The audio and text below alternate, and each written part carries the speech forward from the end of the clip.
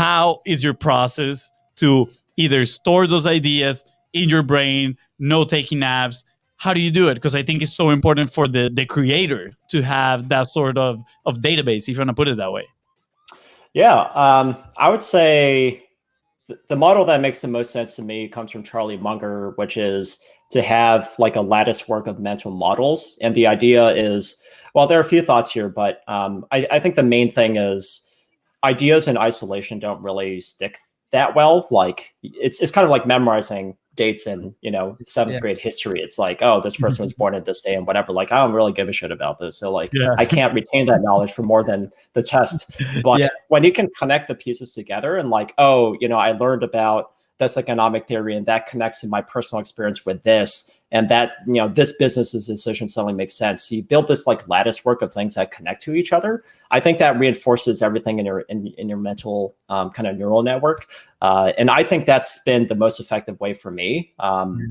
Like sometimes you deliberately do this, like, and I think you did this just multiple times throughout this call, which is awesome, which is like, I just remembered this thing, or I've heard this thing, and that's connecting to this thing. Like that's exactly helping you guys with retention.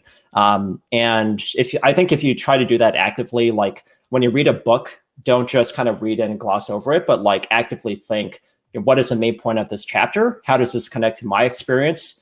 What mistakes did I make when I didn't follow this in the past? Like, what lessons can I connect this to with other businesses that I've seen? That I think helps reinforce the knowledge a lot. Yeah, that's so good, and that's such a great framework too. And I think as you were explaining it, I was going in my head. I listen to a lot of audiobooks, right? So what happens is I have to drop the baby, and it's like an hour drive. Wait, I want to add this. Short form has an audio of they read the summaries for you. Just throwing that out there, I'll be there, Alan. Don't you worry, my man. I'll be there. But so here's the thing, like I'm very visual, and if with the audio, what happens is I listen to it, and then in my head, I'm picturing these experiences, either mine or that, which is probably what happens when you read. And like Fonzie said, like I am a very slow reader, right? So I love it because unconsciously, that's when I recognize that I'm remembering those ideas or those terms or those things, right?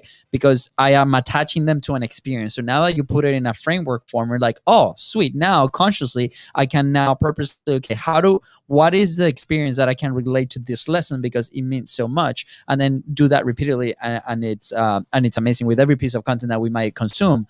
So. Just knowledge bombs left and right. Alan, wow, you're killing it, man. Thank you. This is amazing. And while you were saying that, I was noticing like, wow, that is true right up. I love highlighting books and putting Post-its on books. And it got to a moment where I was like, this is very passive. Like I am... The act of highlighting things is not getting things in my head. I'm like, I need a way to get things in my head, right? And now started taking notes on the books on the side, and every note that I take are usually how I can relate that to either our business or my personal life. Is that how you go about when you put these short form summaries together? I mean, I'm sure you have a team and all that stuff, but I noticed. Absolutely. Short form started really as a hobby. When I was still building Prep Scholar like 5 years ago, I wanted to read more and retain the knowledge more. So I started writing my own summaries of these books. They were very detailed. They were kind of chapter by chapter. And I think in the process of writing them, I really challenged myself to kind of almost write them without referring to the book. Like I read the chapter. What is this chapter about? What is the point the author is making? How does it connect to the rest of the book? How does this book connect to other books that I've read? Like you're building, again, this really dense network of ideas. And the process of doing this is, was why I wrote the summaries to begin with. And I posted them online, and people really liked them and said they were the best summaries they ever read. And then from there, I thought, oh, maybe we should, maybe there's a product around this and we should build it. But that's like another thing.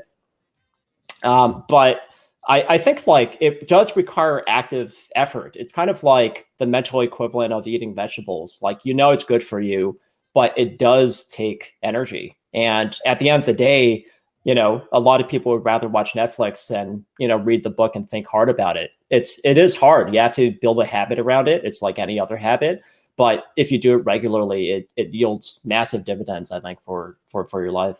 Yeah. Do you have a framework on these book summaries? Do you read a chapter and then do the summary, or do you read the whole thing and then dive into it?